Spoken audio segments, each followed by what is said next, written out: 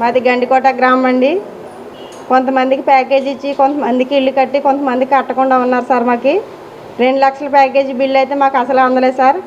అక్కడి నుంచి అర్ధంతరంగా తగిలేశారు సార్. మాకు పొలాలు కానీ ఎటువంటి మాకు ఆధారం కానీ ఏమీ లేకుండా చేశారు సార్. మాకు ఎన్నిసార్లు ఆఫీసుల చుట్టూ తిరిగినా, పెద్ద ఆఫీస్ చుట్టూ తిరిగినా, చిన్న ఆఫీస్ చుట్టూ తిరిగినా మీరు తిరుగుతూనే ఉండాలి కానీ కాగితాలు తీసుకొని చెత్తకుండీలో పడటం జరుగుతుంది సార్.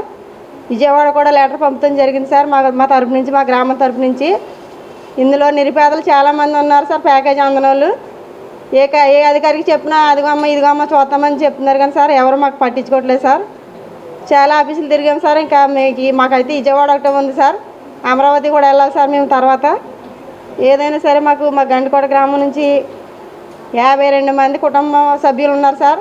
52 మందికి కూడా పూర్తిగా ఎటువంటి సహకారం అందలేదు సార్. మాకు 18 సంవత్సరాలకు సంబంధించి కొంతమంది ఉన్నారు సార్. పొలాలకు సంబంధించి కొంతమంది ఉన్నారు సార్. మాకు జీవనోపాధి ఎటువంటిది కూడా మాకు సరిగా లేదు సార్. కూలి పనులకు వెళ్తా కూడా మాకు ఇబ్బంది అవుతుంది సార్. మరి ఈ సమస్య మీద పరిష్కరించాలని మరి కోరుకుంటున్నాం సార్. మేము అందరం మా ఊరు తరపు నుంచి ఎంతమంది రమ్మన్నా మీకు అండగా వస్తాం సార్. Thank you sir. మాట్లాడుతున్నాను.